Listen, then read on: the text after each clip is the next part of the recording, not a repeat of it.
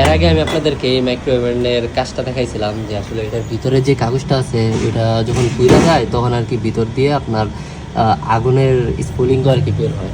তো আসলে এটা রং করার পরও এটা আসলে হয় নাই। তো এখন আমি ম্যাগনেটটা খোলার পরে দেখলাম এই যে দেখুন ম্যাগনেটটা কিন্তু একদমই পুড়ে গেছে।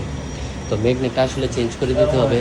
যদি ম্যাগনেটটা চেঞ্জ করে দেয় তাহলে আলহামদুলিল্লাহ এটা হয়ে যাবে। কারণ আগুনের যে স্ফুলিঙ্গগুলো বের হয় এটাতে দুইটা প্রবলেমই থাকে।